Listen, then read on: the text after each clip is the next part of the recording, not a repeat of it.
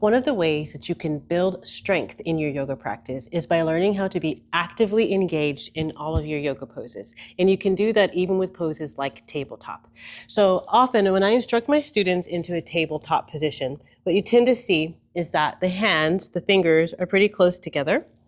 And they're kind of just in the shape and just hanging out here.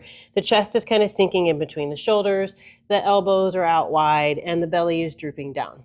So this is not really active. This is just being in the shape as opposed to being active in the pose.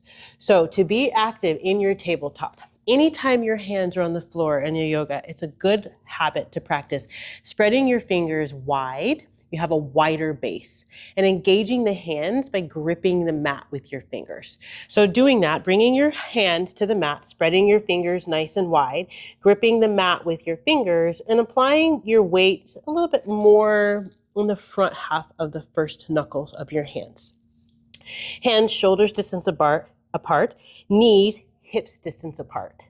You want your shoulder to be stacked over your wrist. The other thing is that the arms are tend to flop out to the side.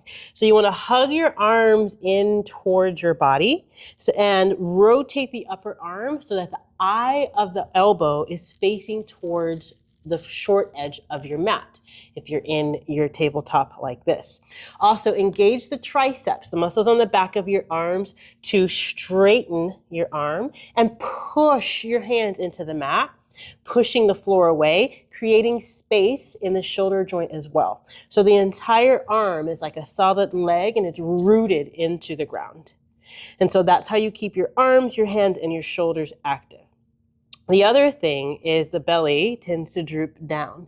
So draw your belly in and lengthen your whole spine. So you're not looking to tuck the tailbone completely down, just tuck it so it's back to neutral, lengthening through the sacrum, through behind you, and your neck is part of your spine. So take your gaze forward and down instead of drooping down towards the ground.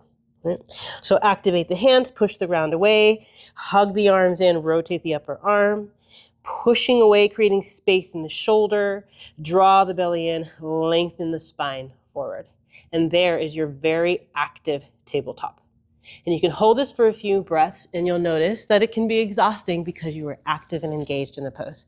So give it a try in your own body and let me know if any of these tips help, and I will see you in the next one. Peace.